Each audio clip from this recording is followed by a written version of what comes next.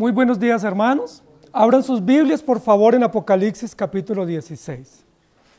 En esta mañana vamos a hacer la introducción a ese nuevo capítulo del libro de Apocalipsis, el capítulo 16.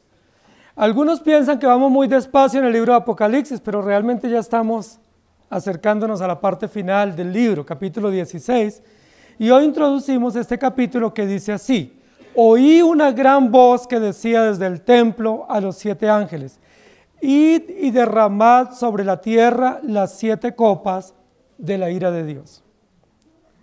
Ese es el texto en el cual nos vamos a concentrar en esta mañana para nuestro estudio.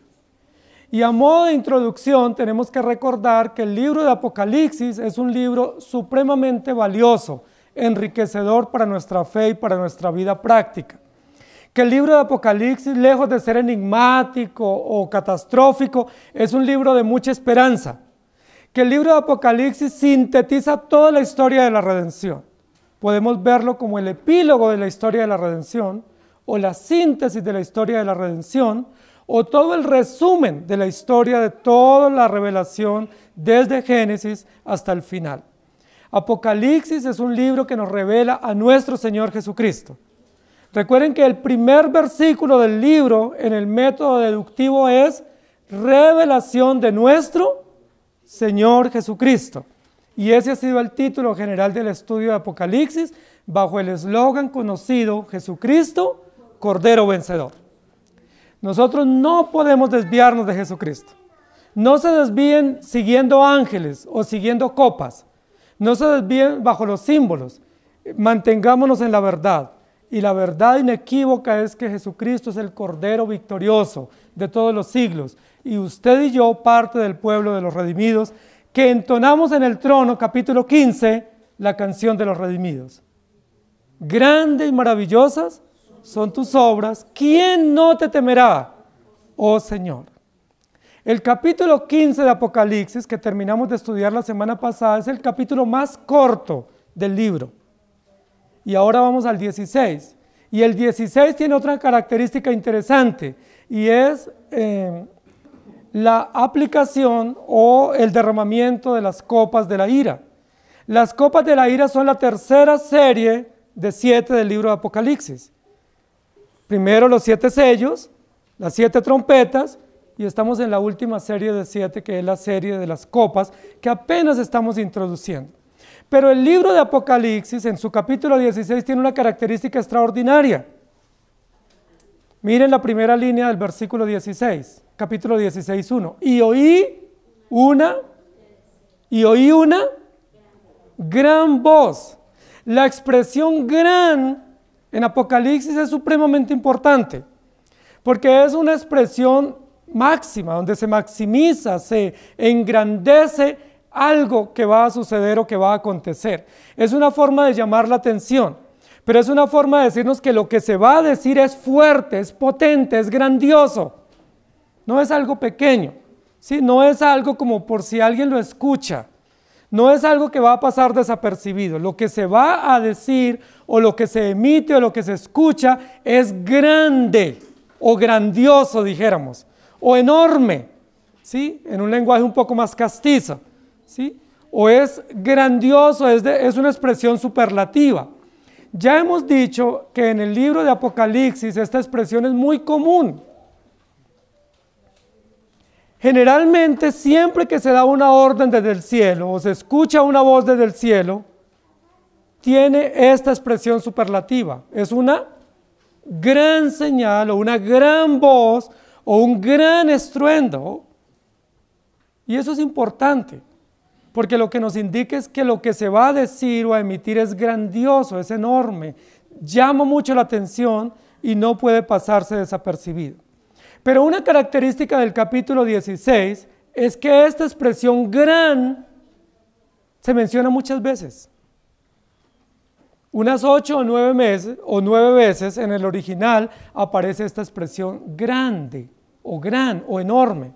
Por eso los biblistas han llamado el gran capítulo.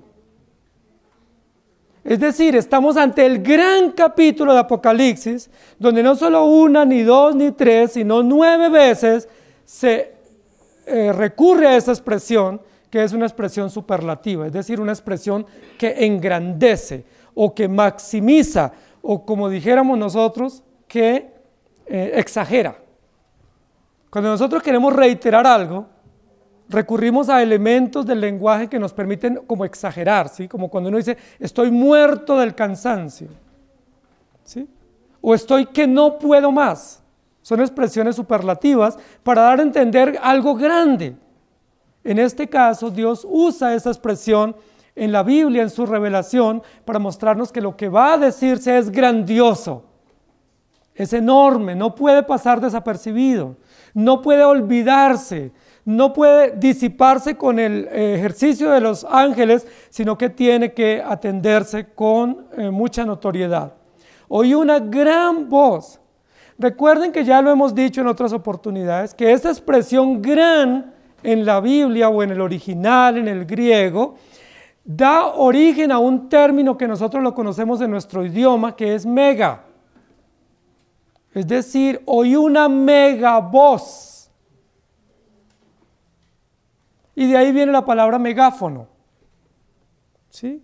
Que es una voz grande, o amplificada, o audible a largo alcance.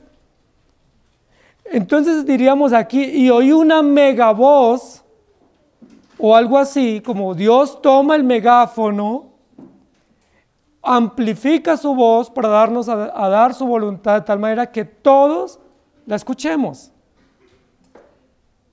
Y esto es muy importante para nuestro estudio. De tal manera que estamos ante una orden. Lo más importante aquí no es la voz grande, potente, poderosa, audible que se escucha desde el templo, sino la orden que da esa voz. Recuerden que dice ahí, oí una gran voz que decía desde el templo a los 7 ángeles, id y derramad. El énfasis de la gran voz o de esa megavoz no está en la voz, en el poder de la voz, sino en el poder de la orden que se da. Por eso el título de nuestra prédica en esta mañana es una mega orden, o una gran orden, o una orden enorme, o gigantesca, o dantesca, para dar a entender que estamos ante algo supremamente extraordinario. Recuerden que en el capítulo 15, la gran señal que nosotros vimos es admirable. ¿Recuerdan? Es decir, grandiosa, novedosa, llamativa. Es una señal grande y admirable. Aquí estamos ante una orden enorme. Y yo quiero que nosotros notemos esto porque es importante. La Biblia está llena de órdenes. Muchos piensan que está llena de sugerencias, pero la Biblia nunca nos da una sugerencia. La Biblia nunca nos dice, mira a ver tú qué quieres. La Biblia simple y llanamente nos da órdenes, nos da leyes, nos da principios, nos da ordenanzas, estatutos, leyes que tenemos que cumplir. No están a juicio del consumidor o no están a una opción de nosotros, si quiero o no, si me gusta o no, si me parece o no. Simplemente Dios da órdenes y Dios dice, esto les ordeno, cumplan, punto. Y si no cumplen, ¿qué dice? Hay consecuencias, hay efectos, hay resultados. Si los cumplen, hay bendiciones. Pero recuerden que hay muchas órdenes en la Biblia. Por ejemplo, el decálogo, o el que conocemos como el decálogo, es una lista de órdenes. No matarás, no adulterarás, no robarás, no codiciarás, no levantarás falso testimonio. Son órdenes. Y son órdenes grandiosas. Son órdenes enormes, de alto alcance, de alto impacto.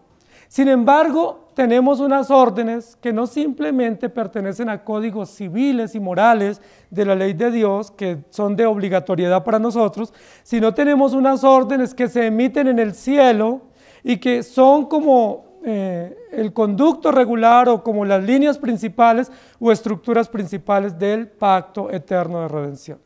Recuerden que hemos dicho algo y no lo podemos olvidar. El libro de Apocalipsis es el epílogo de la historia de la redención. Es decir, lo que vamos a encontrar en toda la escritura es el pacto eterno de redención. ¿Quién determinó el pacto? Dios. ¿A quién les beneficia el pacto? a los creyentes, a los elegidos, al pueblo de Dios. Dios determinó desde antes de la fundación del mundo salvar un pueblo, y ese pueblo se llama la iglesia. Y los salvos lo son únicamente a través de la obra preciosa de Jesucristo. Cuando Dios creó al hombre y la mujer y los puso en el Edén, les dio órdenes. ¿Recuerdan cuál fue la primera orden en Génesis 1:26? Creced, multiplicaos. Y luego les da otras órdenes al final del capítulo: sojuzgad, señoread, ¿sí?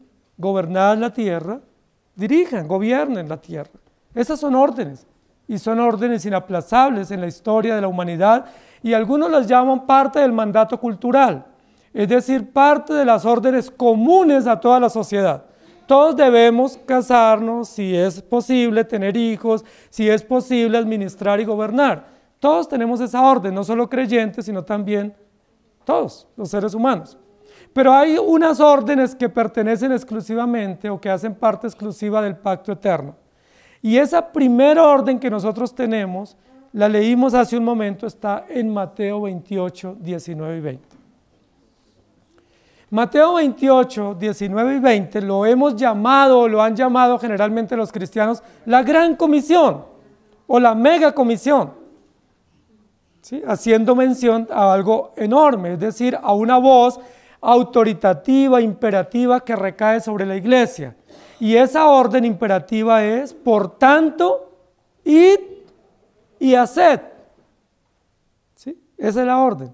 Tiene dos verbos principales o dos expresiones verbales principales. Por tanto, id, del verbo ir, y haced, del verbo hacer. Son dos expresiones muy importantes en la Biblia que tienen que ver con un encargo inaplazable que tenemos los creyentes. Toda la iglesia, los creyentes de todos los tiempos, tienen que ir y hacer. ¿Quién lo ordenó?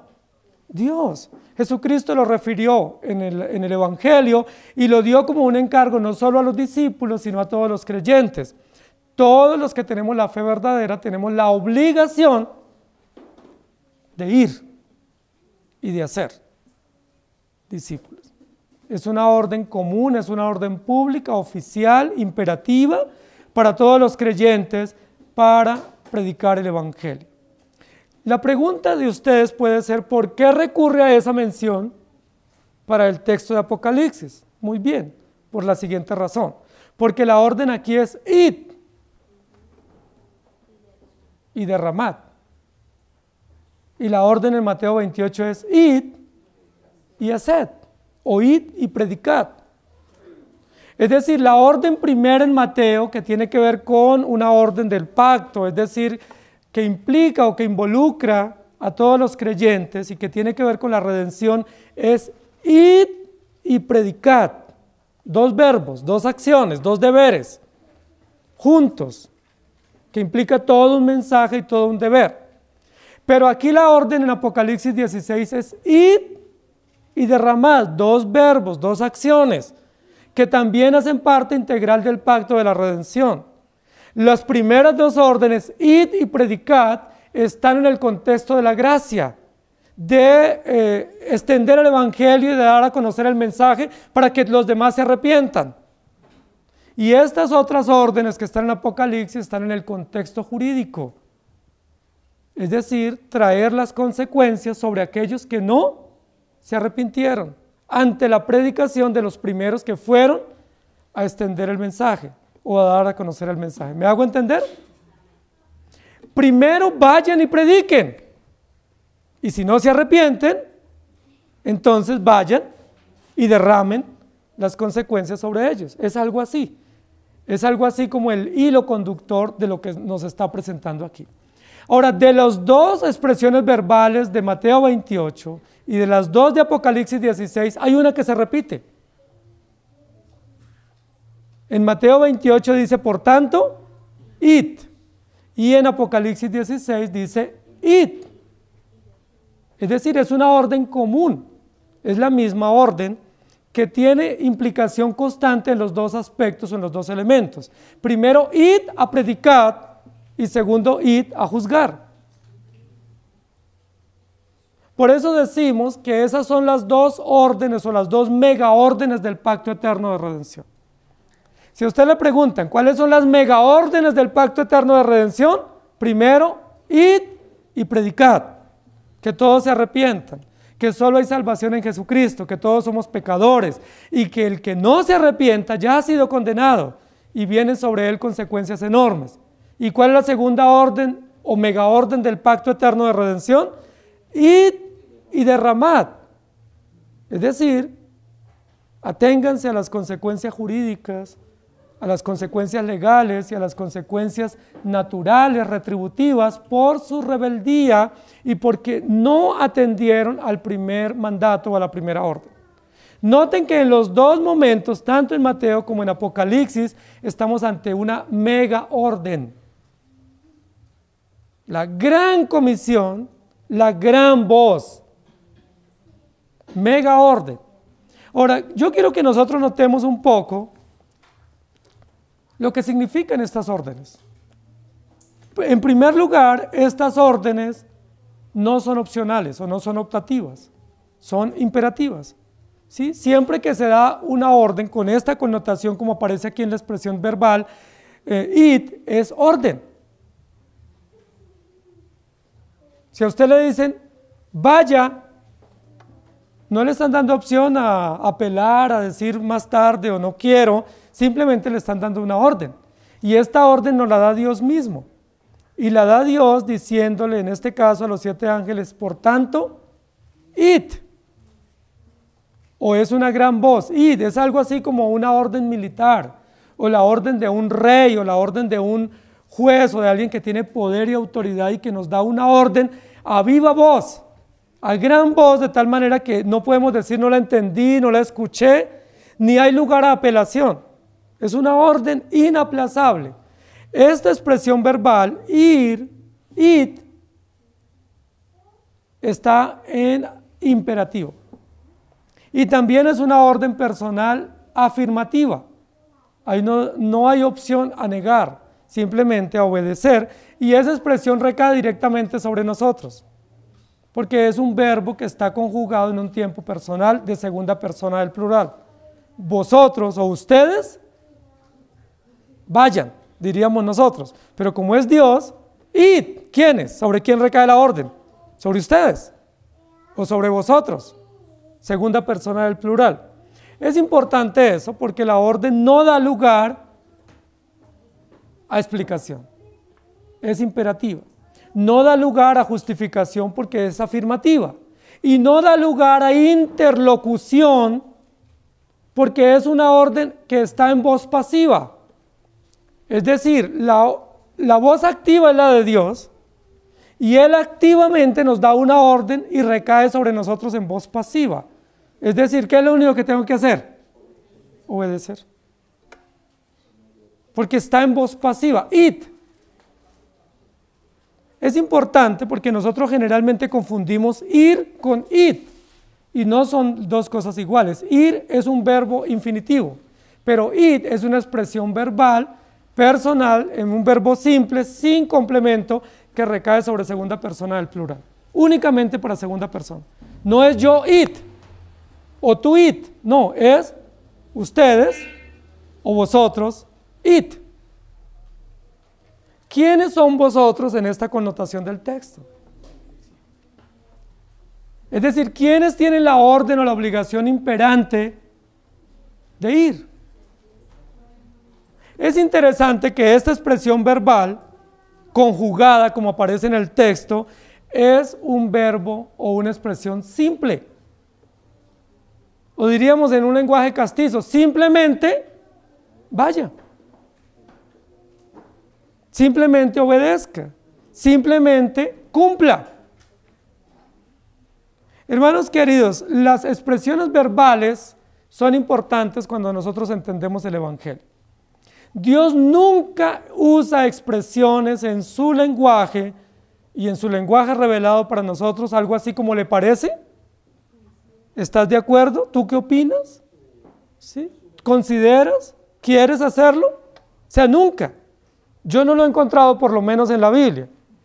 Si ustedes lo han encontrado, me pueden ayudar a decir, mira, aquí en este capítulo dice, si te parece, si quieres, si te interesa, analiza y decide. No, simplemente dice, por tanto, creced, multiplicaos, sojuzgad, administrad, señoread, gobernad, id, haced, id, derramad, predicad, perdonad. Siempre son órdenes imperativas que recaen sobre nosotros, que somos la voz pasiva. Es decir, lo único que tenemos que hacer es, sí, Señor, ya estoy yendo.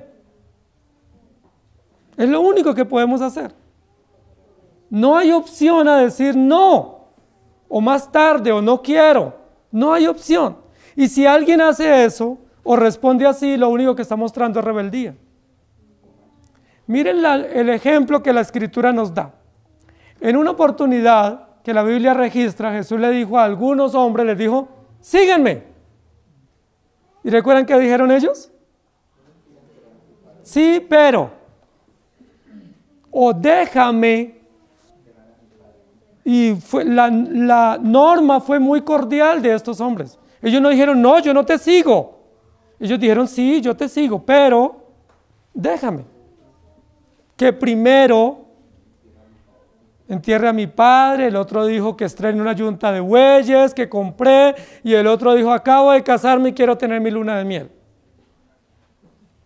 Espérame un poquito, y yo con todo gusto, yo te serviré, para las que sea, pero. ¿Y recuerdan qué les dijo el Señor? No sirven. No hay un segundo llamado. Recuerden que nosotros sí decimos primer llamado, segundo llamado y va el tercero. No hay un segundo llamado. El Señor dijo, no sirven para el reino. Porque aquel que pone su mano en el arado y mira atrás, no sirve. Aquel que pone condiciones, no sirve.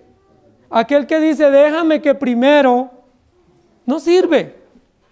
Porque las órdenes de Dios son imperativas y están en la Biblia en voz pasiva. Es decir, usted lo único que tiene que hacer es, sí, Señor, bueno, Señor, con mucho gusto, Señor, ya voy, Señor, ¿y qué más, Señor? La pregunta es, ¿respondemos así cuando Dios nos llama? Cuando vamos frente a las órdenes de Dios, ¿nosotros respondemos de esa manera como debemos hacerlo? Generalmente, ¿cómo respondemos? ¿Y por qué? ¿Y por qué a mí?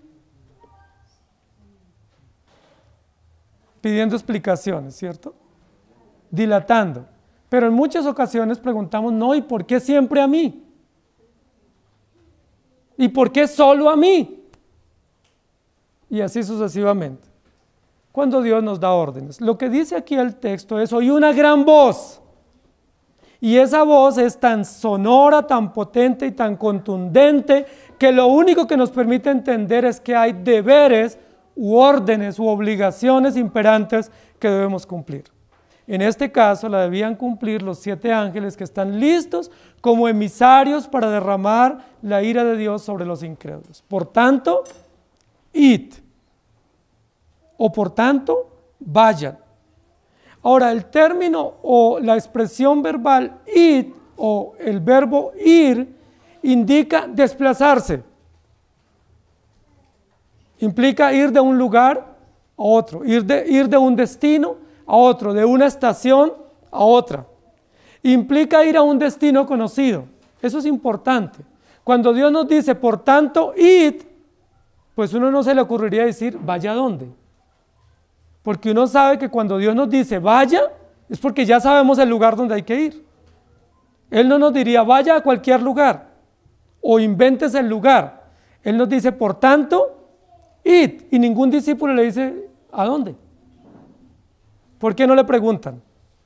Porque esa expresión, basada en el verbo irregular ir, indica un destino conocido. Indica una labor y una función conocida que no se requiere explicación. Como cuando uno dice váyase, pues uno sabe para dónde tiene que irse. ¿Sí? O haga. Uno ya sabe qué fue lo que se le ordenó previamente, de tal manera que uno dice, ¿haga qué? No, hágase y verá. No, ya uno sabe que cuando le dicen id, hay un destino, hay un propósito, hay una misión específica que conocemos con anterioridad. Por eso cuando en Mateo 28 dice, por tanto, id, ya sabemos a dónde hay que ir. Y aquí en Apocalipsis 16, id, se sabe que hay un destino específico, que hay un lugar definido y que hay una función específica que cumplir. Y esto es importante como uso y como explicación del verbo. El verbo indica un destino, pero implica un destino que ya se conoce.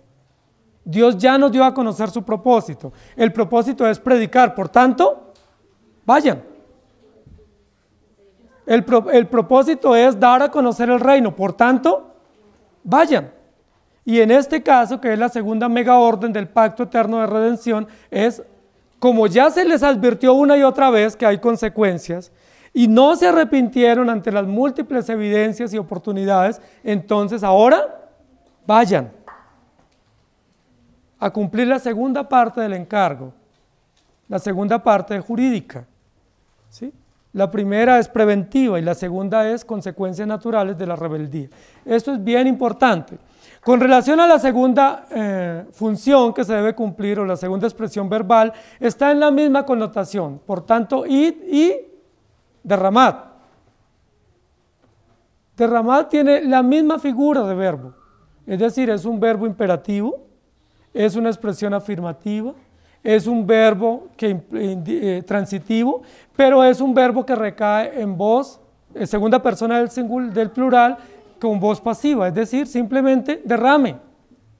¿Sí? Ahora, ¿qué implica el verbo derramar o esa acción? Es verter o vaciar o botar, ¿sí? Un líquido, ¿sí? O una sustancia. Derrame algo, bote, verta esa sustancia, o voltee el vaso o la copa o el recipiente para que esa sustancia pues se riegue o se esparza. Es básicamente lo que indica ese verbo, ¿sí? Derramad. ¿Sí? Derramad implica algo líquido que está en un recipiente o una sustancia que está en un recipiente. ¿Cuál es esa sustancia que está en el recipiente? La Biblia aquí va a decir que es la ira de Dios, ¿cierto? Pero esa ira de Dios, recuerden que en el capítulo anterior se muestra como sangre o como vino de furor. Es decir, la ira de Dios se simboliza con el furor del vino, de la sangre que se machaca en el lagar. Esto es importante que nosotros lo tengamos en cuenta. Entonces, lo primero que dice es vayan al lugar definido o al lugar establecido y vacíen o derramen o esparzan líquido que está en el recipiente o la componente o la sustancia que está en el recipiente. Esto es importante, hermanos queridos. Entonces, ¿cuál es la mega orden? Id y derramad. Esa es una orden. Y lo dice aquí en el texto, oí una gran voz desde el templo que decía, y en Mateo 28 dice, por tanto, id y haced discípulos a todas las naciones, bautizándoles en el nombre del Padre, del Hijo y del Espíritu Santo, y enseñándoles que guarden todas las cosas que yo os he mandado, y aquí yo estoy con vosotros todos los días hasta el fin del mundo. Amén. Así será. Recuerden que cuando nosotros predicamos sobre hacer discípulos, hay dos maneras bíblicas, naturales, legítimas, como hacemos discípulos, y eso ya lo conocemos acá en la iglesia. La primera manera es a través de los hijos o la descendencia. ¿Cómo hacemos discípulos? Teniendo hijos. Ese es el mandato de Mateo 1, 26, ¿sí? Creced y multiplicaos. ¿Cómo hacemos discípulos? Teniendo hijos. Nuestros hijos son los discípulos primarios o los discípulos permanentes que tenemos para enseñarles todas las cosas y enseñarles que guarden todo lo que Dios ha mandado. ¿Cuáles son los discípulos naturales que Dios nos da? Nuestros propios hijos. Dios nos ha dado discípulos al darnos hijos, por tanto hagan discípulos. Si yo les digo, vayan y hagan hijos, ¿qué tengo que decirles? ¿Ustedes saben, entienden? Claro, se entiende a qué lugar hay que ir, con quién y qué hacer. Es entendible, porque la expresión id o vayan a hacer esto es clara.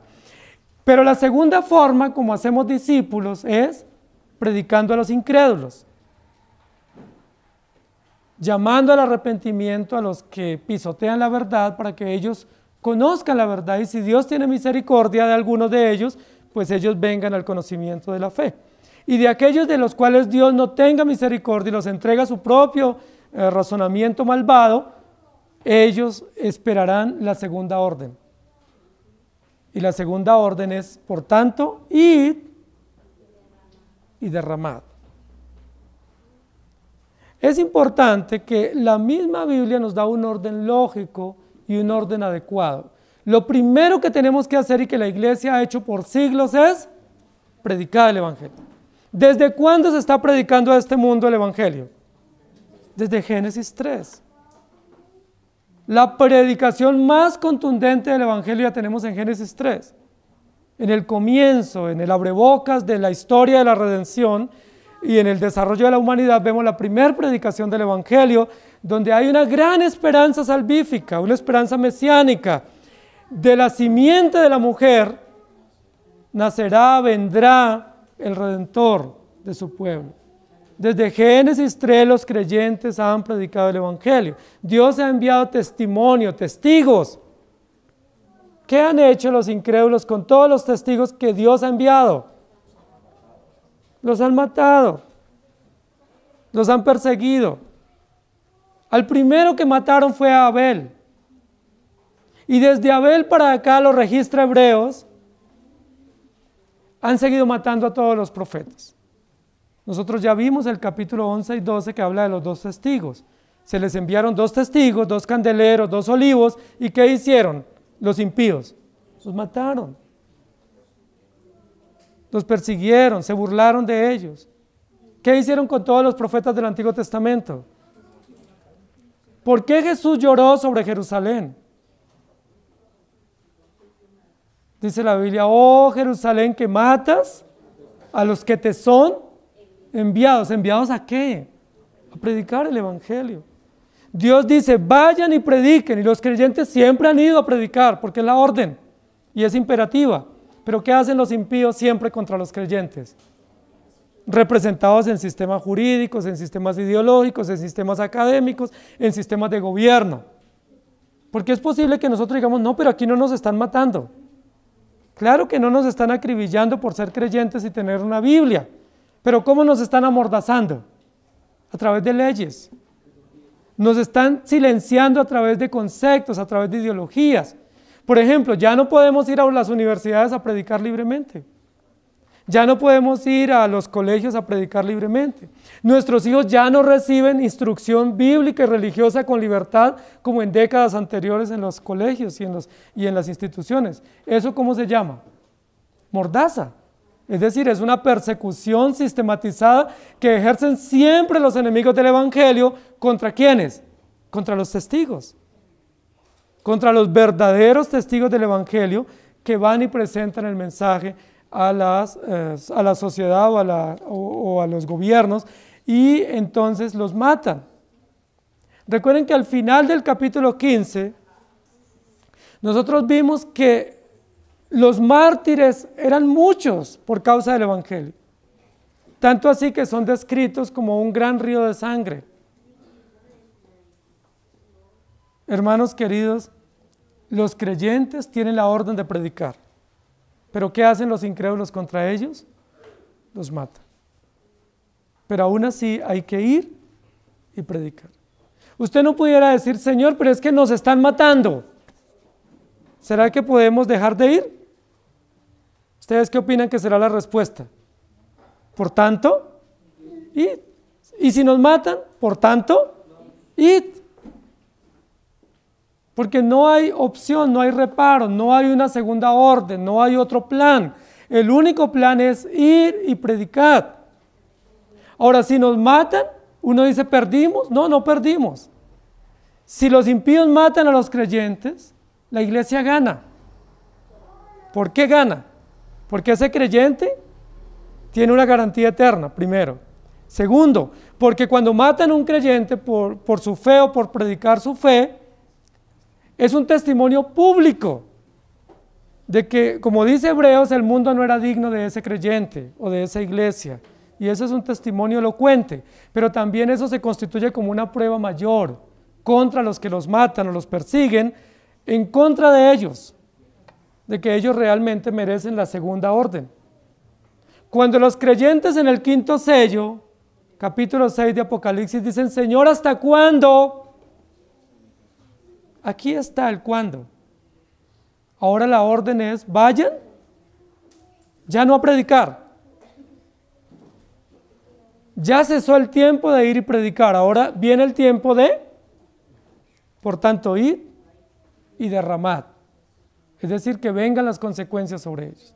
Ahora es importante porque cuando dice id y derramad implica salgan y vayan.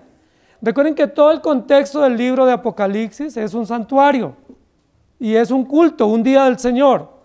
Estaba yo en el día del Señor y tuve esta visión. ¿Recuerdan capítulo 1? Y todo el contexto del desarrollo del libro de Apocalipsis es una asamblea pública. Imaginémonos un domingo todos en el templo y Dios dando todas estas órdenes.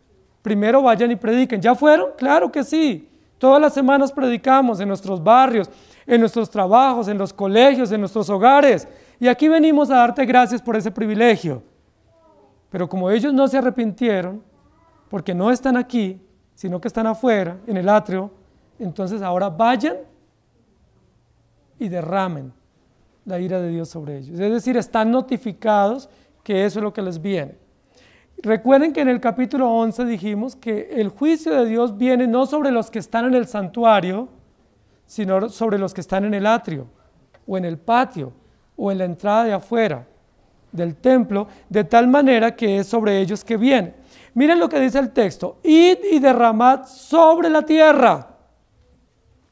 La segunda parte del texto, sobre la tierra tienen que derramar las copas de la ira. Vayan y derramen sobre la tierra. Pero Mateo 28, sobre a quienes había que ir a predicar. Por tanto, id y predicad el evangelio a todas las naciones que están ¿dónde? Sobre la tierra o en la tierra. La primera orden es imperativa de la iglesia a favor de todas las naciones. Vayan y prediquen. No es si creen o no creen, si los aceptan o no, simplemente vayan y cumplan la orden. Porque si ellos no obedecen y no se arrepienten, viene sobre ellos la segunda orden. Y aquí dice, id y derramad sobre la tierra, sobre la humanidad. Es importante eso, porque muchos dicen que cuando dice sobre la tierra no se refiere a la humanidad, sino que es sobre la creación. Pero debemos entender que es sobre todas las cosas creadas. Recuerden que no solo el hombre fue creado, también las plantas, los animales, toda la vegetación, y que el hombre se beneficia de toda la creación. Si hay consecuencias sobre la naturaleza, pues esas consecuencias nos afectan a nosotros como efecto colateral a toda la humanidad. Por ejemplo, un gran invierno no nos destruye a nosotros de forma directa, pero si hay un gran invierno, ¿qué afecta? La producción, las cosechas, la seguridad. Y si hay inundaciones, no hay cosechas, hay carestía, pues eso trae un efecto sobre nosotros. Y el efecto es que hay hambre y carestía. Y si hay carestía y el dinero no nos alcanza para comprar, ¿qué pasa? Pues ya comenzamos a bajar de peso y comenzamos a tener consecuencias en nuestra salud. Y posiblemente el efecto es desnutrición, anemia, posiblemente es muerte. Los países que viven en guerra, un índice de muerte o de mortalidad es desnutrición, anemia y falta de alimento. No mueren muchos de ellos por la guerra en sí, sino como una consecuencia de la guerra por el hambre y la carestía. O en muchos países, por ejemplo, pobres, o donde hay regímenes, pues no mueren propiamente por la pobreza del país, sino porque no hay alimento.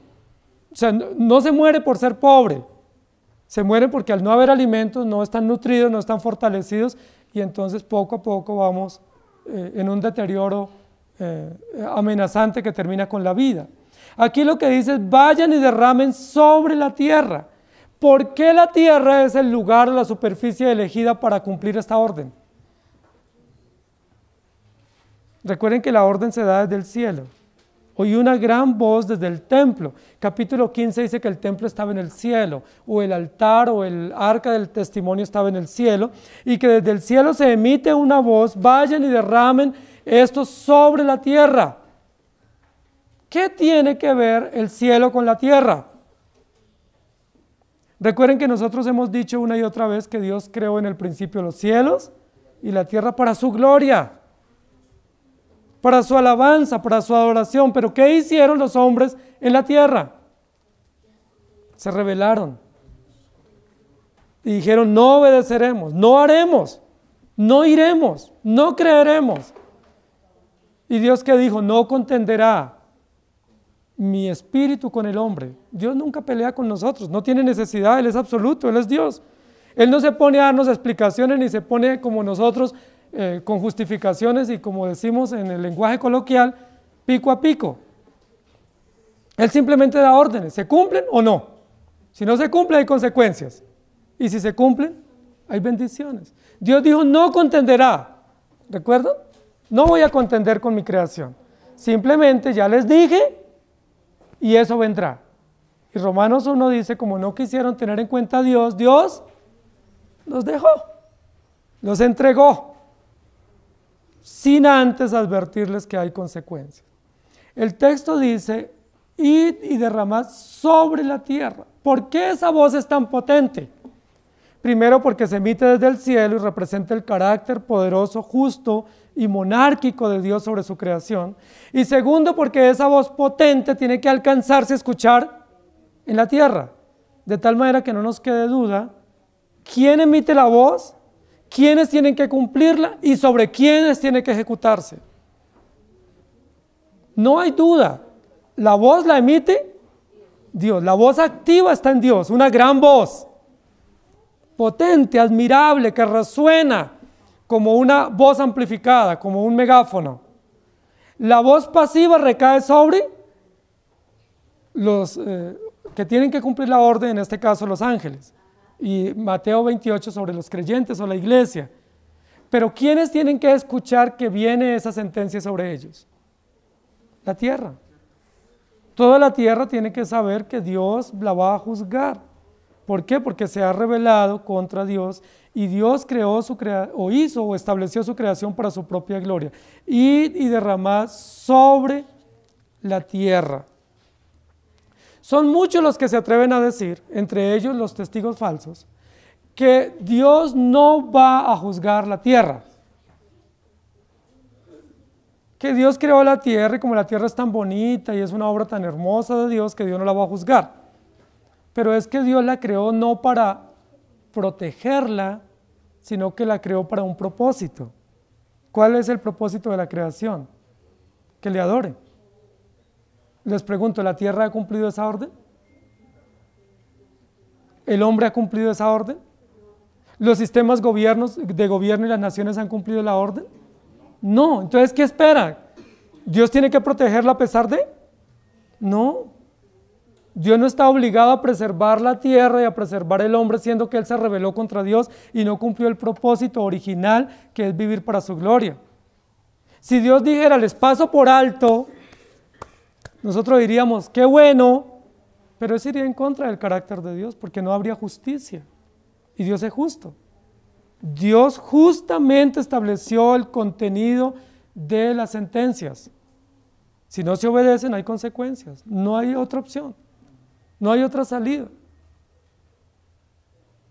Entonces aquí lo que dice es, primero, vaya y prediquen a todas las naciones, y el que no crea, notifíquenlo.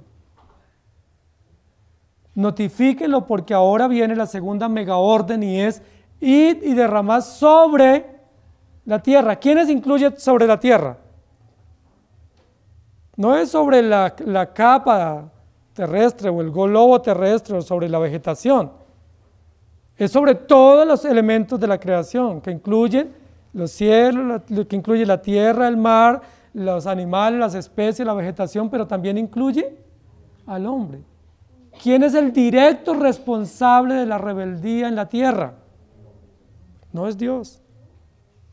No fue el león que se rebeló primero, ni la serpiente. ¿Quién fue el que primero se reveló acá en la tierra de la creación? El hombre. El hombre fue el que dijo, no obedeceremos. Vamos a ir en contra de la orden. Entonces cuando dice derramar sobre la tierra, directamente sobre quién recae ese juicio. Sobre los hombres que se rebelaron, que pisotearon la verdad, que hollaron el evangelio y que mataron a todos los testigos. No han sido las fieras del campo las que han matado a los testigos. Quienes han matado a los testigos que han sido enviados a lo largo de la historia han sido los gobernantes, han sido los militares, han sido los jueces, han sido movimientos contrarios a la verdad del evangelio. Y ellos son los que han matado sistemáticamente. Hermanos queridos, es supremamente interesante eso. A nosotros nos dicen que el mayor índice de muertes en el mundo es por violencia o por guerras en los países.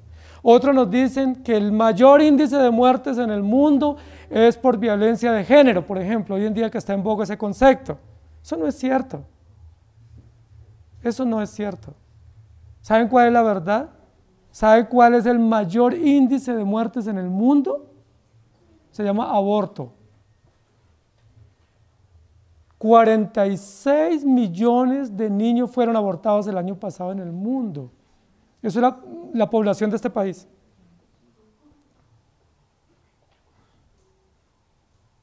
Pero eso no se llama muerte. Eso se llama interrupción legal del embarazo. Queridos hermanos, ¿sobre quiénes recae este juicio de Dios? Sobre sistemas, sobre gobiernos, sobre naciones. El mayor índice de muertes en el mundo es aborto, no es violencia de género, no es feminicidio, no es guerra. La guerra deja muchos muertos y muchos mutilados y no queremos vivir en guerras entre los países o guerras internas, pero no arroja ese descomunal volumen de muertes como el aborto. Hermanos queridos, por eso la orden es fuerte y poderosa. Id y derramad. No hay que esperar más. ¿Qué esperamos? Si todos los sistemas se han corrompido, los sistemas religiosos también, los sistemas jurídicos también, los sistemas políticos, los sistemas de derechos, de defensa de víctimas, todos se han corrompido. ¿Qué espera a esta sociedad? ¿Qué es lo único que le espera? Juicio. Por eso estamos ante una serie apocalíptica, final, en la historia donde Dios dice, vayan y derramen la ira o mi ira sobre la tierra. Y al derramar la ira de Dios sobre la tierra recae sobre toda la creación. ¿Y saben qué van a hacer los incrédulos cuando venga la ira de Dios? Van a decir, ¿y por qué? ¿Qué hicimos? ¿No hemos hecho nada? Para ellos no es nada lo que están haciendo.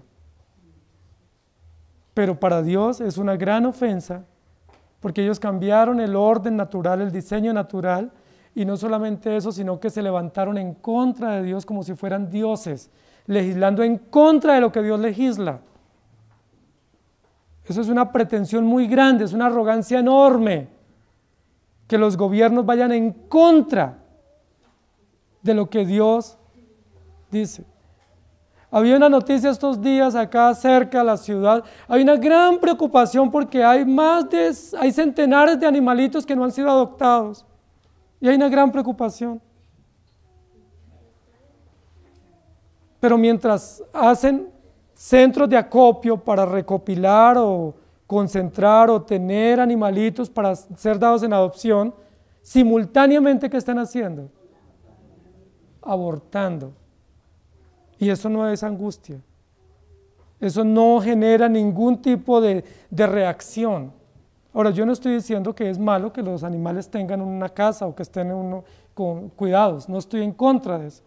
Lo que estoy diciendo es cómo se han invertido los papeles. Ahora se adoptan animales y se abortan niños. Ahora se hacen campañas para adoptar animales mientras se legitima el aborto y se da como un derecho y como una oportunidad. Hermanos, ¿hasta cuándo? Un momento, ya la orden está dada.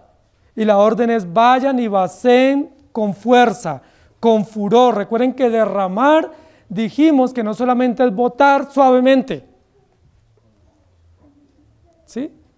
Porque uno puede vaciar o trasvasar o pasar un líquido de un envase a otro y hacerlo con cuidado para no desperdiciarlo.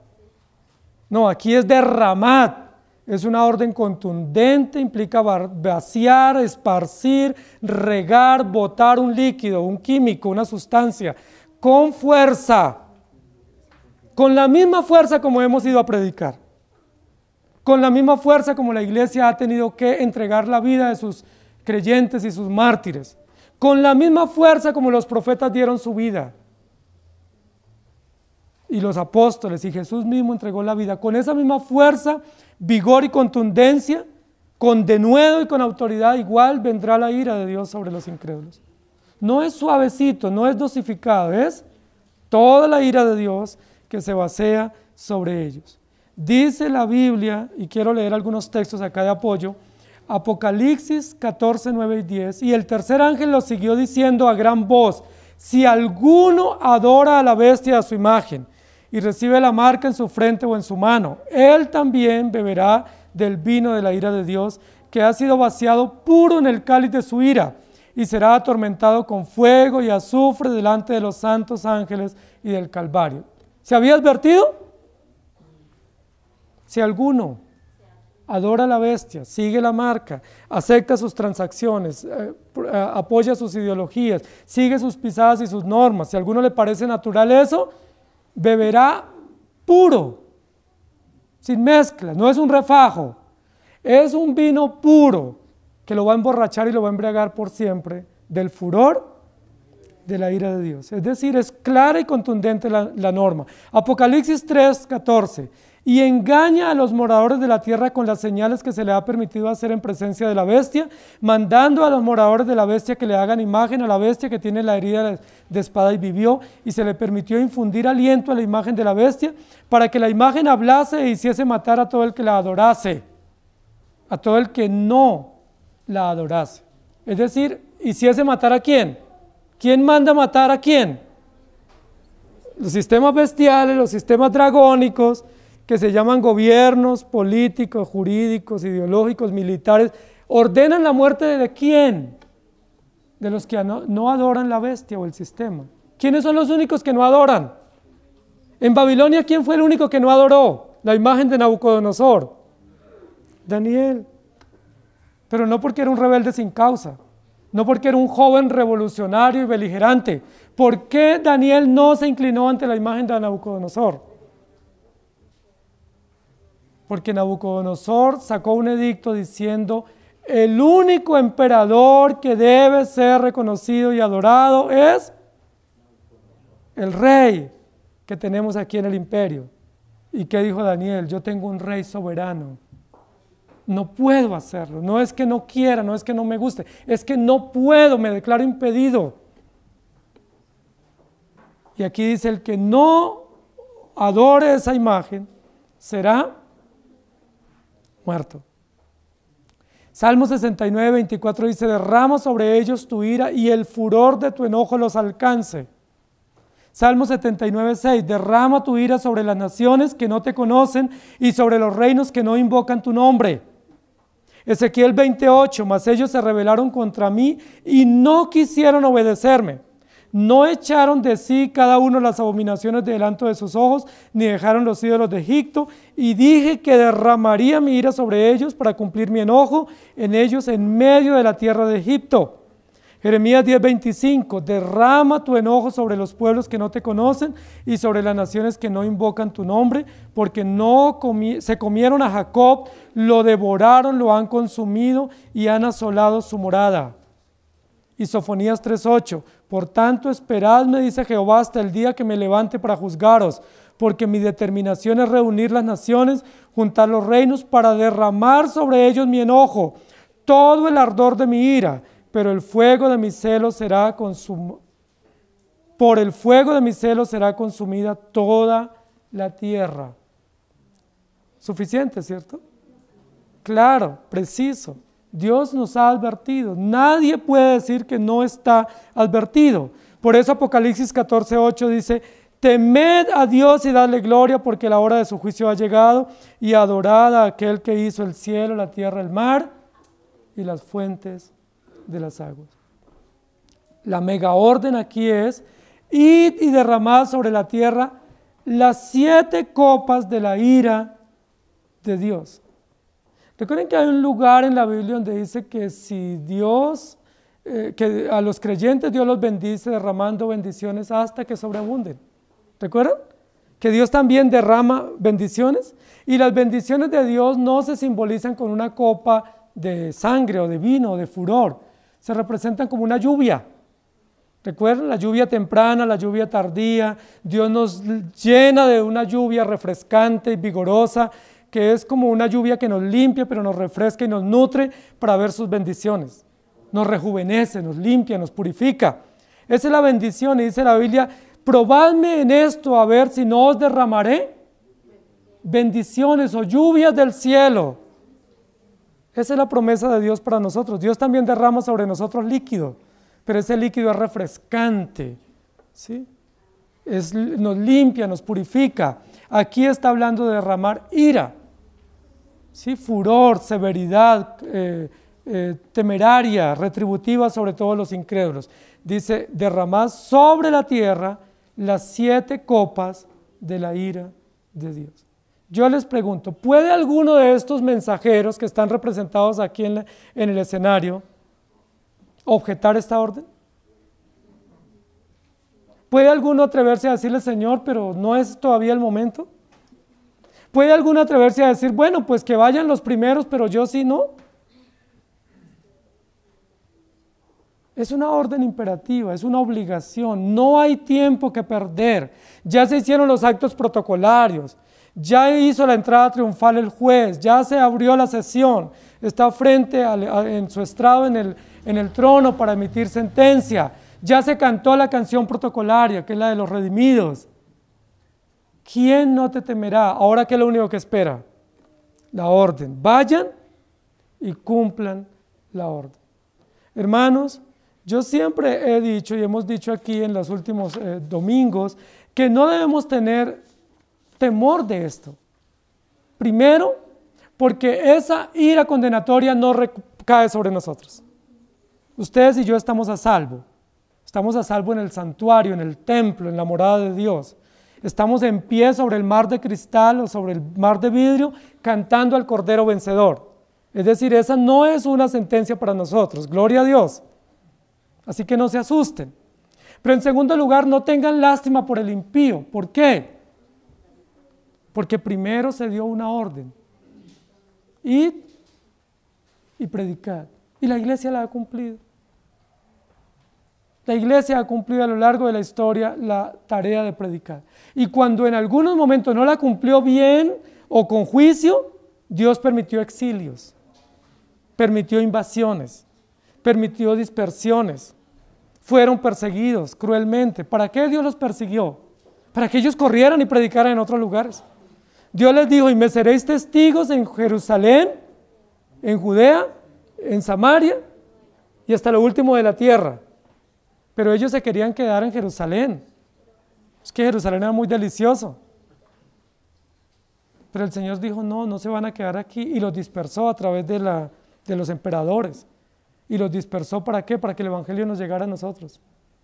Y si estamos muy cómodos, Dios nos dispersa también. Por eso es mejor ir y hacer discípulos. Y como lo ha hecho la iglesia, porque ese es el plan de Dios y el plan de Dios no se frustra, ahora viene la siguiente, última y final orden del pacto, y es: id y derramad la sentencia. Gracia y justicia. Gracia y ley. Bendiciones para los que creen, consecuencias para los incrédulos. La iglesia es garante de esas dos tareas. Por eso cuando vamos a predicar no podemos simplemente decir bendición, también hay que decirle: si no cree, maldición. Y recuerden que cuando los discípulos fueron enviados, el Señor les dice: vaya y prediquen. Si lo reciben, qué bueno, quédense por lo menos 3 días en cada casa. donde vayan y prediquen. Y si no los reciben, ¿se acuerdan qué había que hacer? No lavarse las manos. Si no los reciben, sacudan el polvo, las sandalias del polvo que hay sobre los zapatos en ese lugar y digan con esa señal que vendrá maldición y que ustedes son libres de las consecuencias que vengan sobre ellos. Sacúdanse del polvo de maldición que viene sobre ellos. Estamos advertidos, esa es la predicación integral. Hoy en día nos dicen solamente casa, carro y beca. Es todo lo contrario, es crea y tiene vida eterna. Y si no cree, en ese mismo momento hay que notificar al incrédulo. Ahí mismo. Eso es igual como cuando nosotros como padres le damos una orden a nuestros hijos. Haga esto. Y si no la hace, hay que notificarlo. Usted no puede después de una semana venir a decir, ay, no, es que usted no hizo, ahora le voy a aplicar esta consecuencia. ¿Qué le va a decir el chico? Es que usted no me advirtió. Eso no es justo. No, hay que hacer esto y si no lo hace, esta es la consecuencia. El Señor nos lo dice y aquí vienen las consecuencias.